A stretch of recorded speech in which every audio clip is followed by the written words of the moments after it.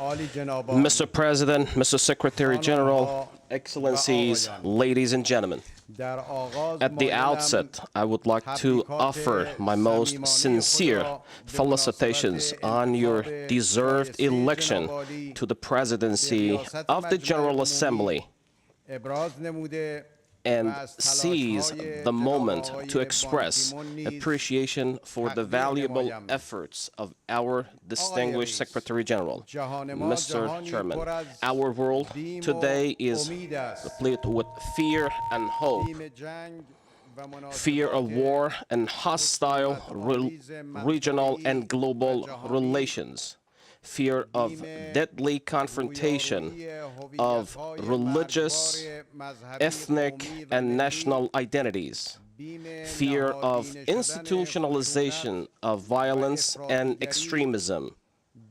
Fear of poverty and destructive discrimination. Fear of decay and destruction of life-sustaining resources. Fear of disregard for human dignity and rights, and fear of neglect of morality. Alongside these fears, however, there are new hopes.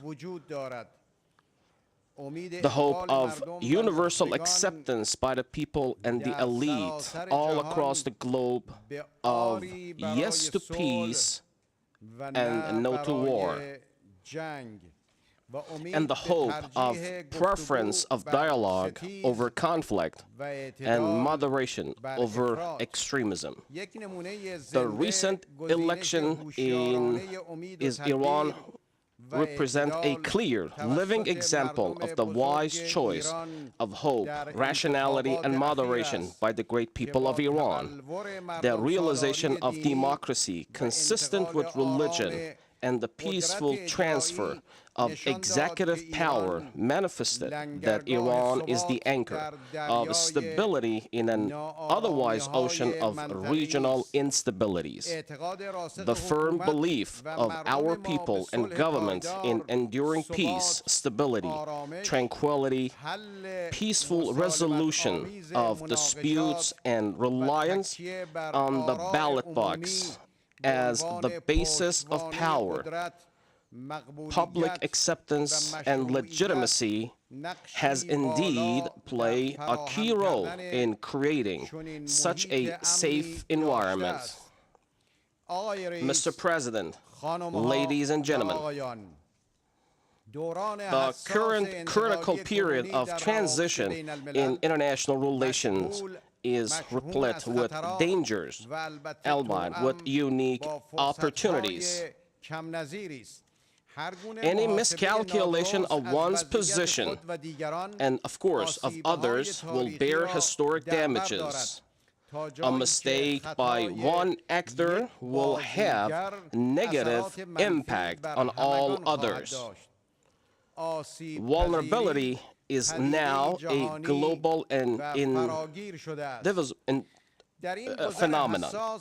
At this sensitive juncture in the history of global relations, the age of zero-sum game is over. Even though a few actors still tend to rely on archaic and deeply ineffective ways and means to preserve their old superiority and domination, militarism and the resource to violence and military means to subjugate others are failed examples of the perpetuation of old ways in new circumstances. Coercive economic and military policies and practices geared to the maintenance and preservation of old superiorities and domination have pursued in a conceptual mindset that negates peace, security, human dignity, and exalted human ideals. Ignoring differences between societies and globalizing Western values as universal ones represent another manifestation of this conceptual mindset. Yet another reflection of the same cognitive model is the persistence of Cold War mentality and bipolar division of the world into the superior us and inferior others, fanning fear and phobia around the emergence of new actors on the world scene is another. In such an environment, governmental and non-governmental, religious, ethnic, and even racial violence has increased. And there is no guarantee that the era of quiet among big powers will remain immune from such violent discourses, practices, and actions. The catastrophic impact of violent and extremist narratives should not, in fact, must not be underestimated. In this context, the strategic violence which is manifested in the efforts to deprive regional players from their natural domain of action, containment policies, regime change from outside, and the efforts toward redrawing of political borders and frontiers is extremely dangerous and provocative.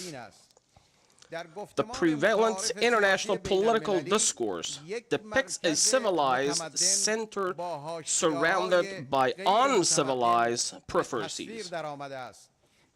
In this picture, the relation between the center of world power and the peripheries is hegemonic. The discourse assigning the North the center stage and the relegating the South to the periphery has led to the establishment of a monologue at the level of international relations, the creation of illusory identity distinctions, and the current prevalent violent forms of xenophobia are the inevitable outcome of such a discourse. Propagandistic and unfounded faith-phobic, Islamophobic, Shia-phobic, and Iran-phobic discourses do indeed represent serious threats against world peace and human security. This propagandistic discourse has assumed dangerous proportions through portrayal and inculcation of presumed imaginary threats. One such imaginary threat is the so-called Iranian threat, which has been employed as an excuse to justify a long catalog of crimes and catastrophic practices over the past 3 decades. The arming of the Saddam Hussein regime with chemical weapons and supporting the Taliban and Al-Qaeda are just 2 examples of such catastrophes. Let me say this in all sincerity before this August World Assembly, that based on irrefutable evidence, those who harp on the so-called threat of Iran are either a threat against international peace and security themselves or promote such a threat. Iran poses absolutely no threat to the world or the region. In fact, in ideals as well as in actual practice, my country has been a harbinger of just peace and comprehensive security. Mr. President, ladies and gentlemen, nowhere in the world has violence been so deadly and destructive as in North Africa and West Asia. Military intervention in Afghanistan, Saddam Hussein's imposed war against Iran, occupation of Kuwait, military interventions against Iraq, brutal repression of the Palestinian people, assassination of common people and political figures in Iran, and terrorist bombings in countries such as Iraq, Afghanistan, and Lebanon are examples of violence in this region in the last 3 decades. What has been and continues to be practiced against the innocent people of Palestine is nothing less than structural violence. Palestine is under occupation. The basic rights of the Palestinians are tragically violated, and they are deprived of the right of return and access to their homes, birthplace, and homeland. Apartheid as a concept can hardly describe the crimes and the institutionalized aggression against the innocent Palestinian people.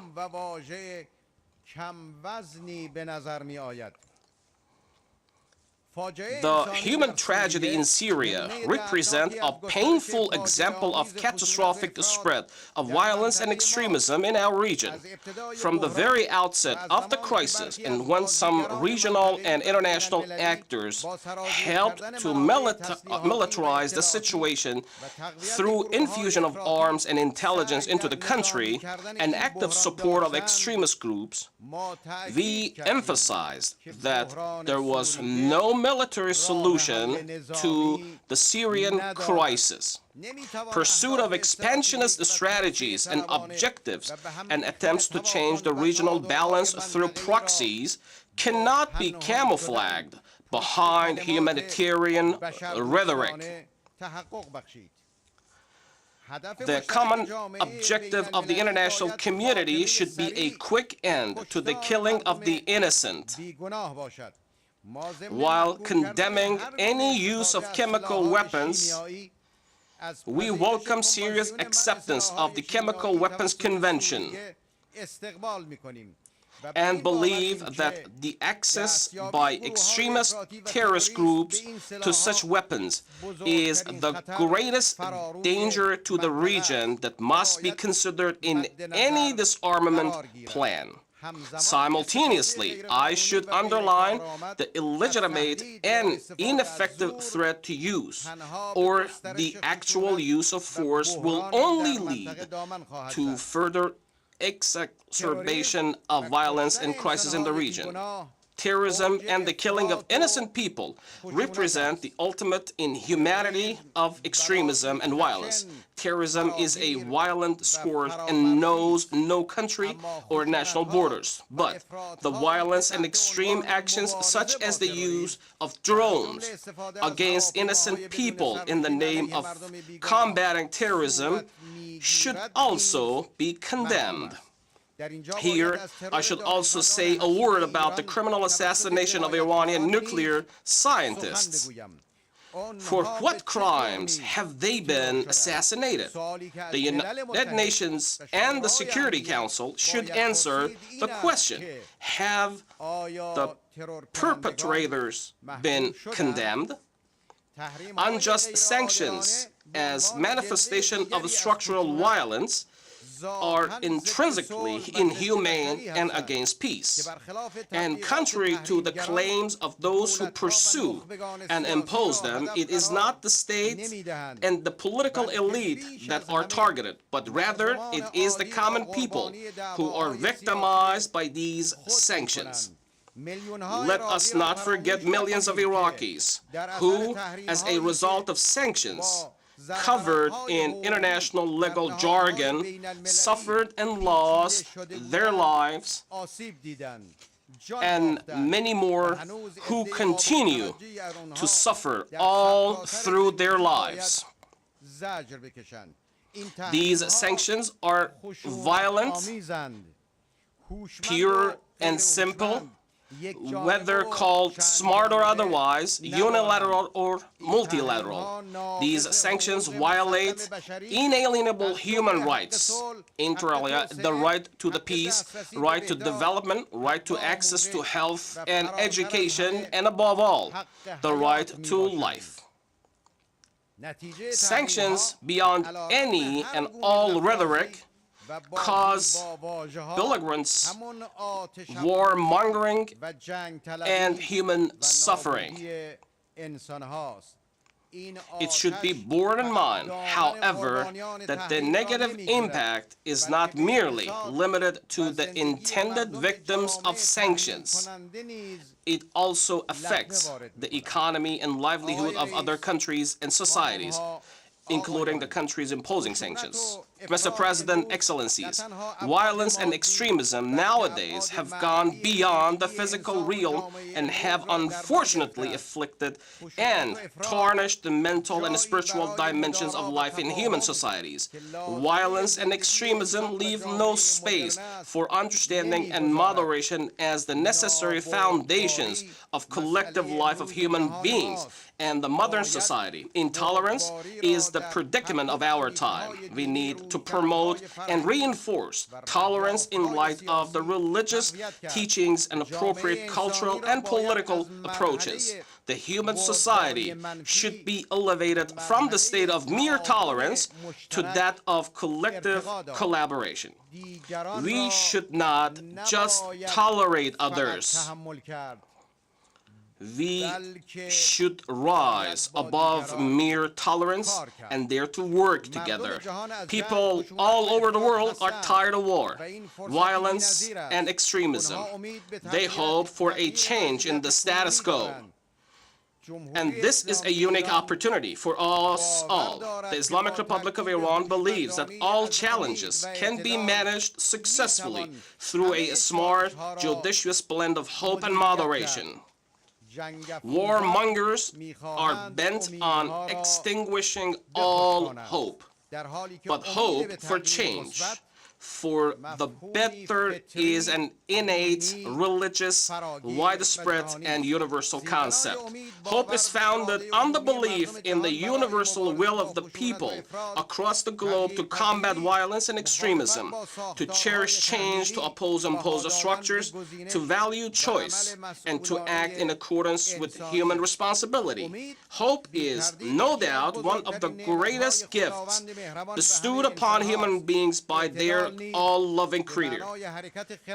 And moderation is to think and move in a wise, judicious manner, conscious of the time and the space, and to align exalted ideals with choice of effective strategies and policies, while cognizant of objective realities. The Iranian people, in a judiciously sober choice in the recent elections, voted for the discourse of hope, foresight, and prudent moderation, both at home and abroad.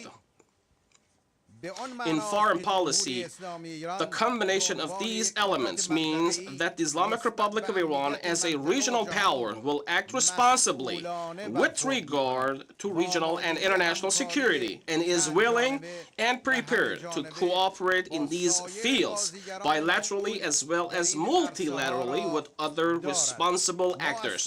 We defend peace based on democracy and the ballot box everywhere, including in Syria, Bahrain, and other countries in the region, and believe that there are no violent solutions to world crisis. The bitter and ugly realities of the human society can only be overcome through recourse to and reliance on human wisdom, interaction and moderation, securing peace and democracy, and ensuring the legitimate rights of all countries in the world, including the Middle East, cannot and will not be realized through militarism. Iran seeks to resolve problems, not to create them. There is no issue or dossier that cannot be resolved through reliance on hope and prudent moderation, mutual respect, and rejection of violence and extremism. Iran's nuclear dossier is a case in point. As clearly stated by the leader of the Islamic Republic of Iran, acceptance of the inalienable right of Iran constitutes the best and the easiest way of resolving this issue. This is not political rhetoric. Rather, it is based on a profound recognition of the state of technology in Iran, global political environment, and the end of the era of zero-sum games, and the imperative of seeking common objectives and interests toward reaching common understanding and shared security. Put otherwise, Iran and other actors should pursue two common objectives as two mutually inseparable parts of a political solution for the nuclear dossier of Iran.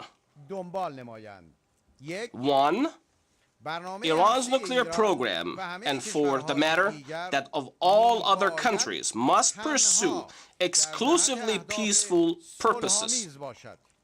I declare here openly and unambiguously that, notwithstanding the positions of others, this has been and will always be the objective of the Islamic Republic of Iran. Nuclear weapon and other weapons of mass destruction have no place in Iran's security and defense doctrine and contradict our fundamental religious and ethical convictions. Our national interests make it imperative that we remove any and all reasonable concerns about Iran's peaceful nuclear program. 2. The second objective, that is, acceptance of and respect for the implementation of the right to the enrichment inside Iran and enjoyment of other related nuclear rights, provides the only path toward achieving the first objective. Nuclear knowledge in Iran has been domesticated now, and the nuclear technology, inclusive of enrichment, has already reached industrial scale. It is therefore an illusion and extremely unrealistic to pursue that the peaceful nature of the nuclear program of Iran could be ensured through impairing the program via illegitimate pressures.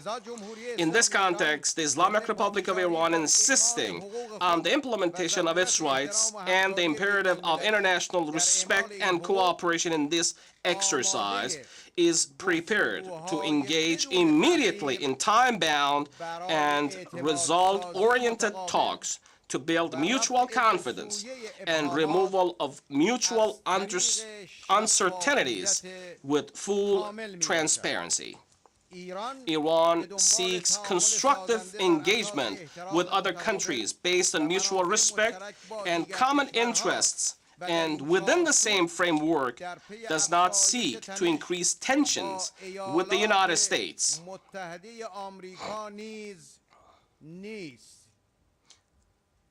I listened carefully to the statement made by President Obama today at the General Assembly. Commensurate with the political will of the leadership in the United States, and hoping that they will refrain from following the short-sighted interests of warmongering pressure groups, we can arrive at a framework to manage our differences. To this end, equal footing, mutual respect, and the recognized principles of international law should govern the interactions. Of course, we expect to hear a consistent voice from Washington. Mr. President, ladies and gentlemen, in recent years, a dominant voice has been repeatedly heard.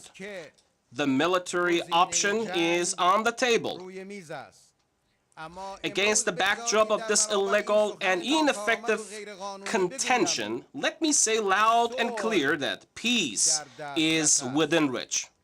So, in the name of the Islamic Republic of Iran, I propose, as a starting step, the consideration by the United Nations of the project, The World Against Violence and Extremism. Let us all join this wave.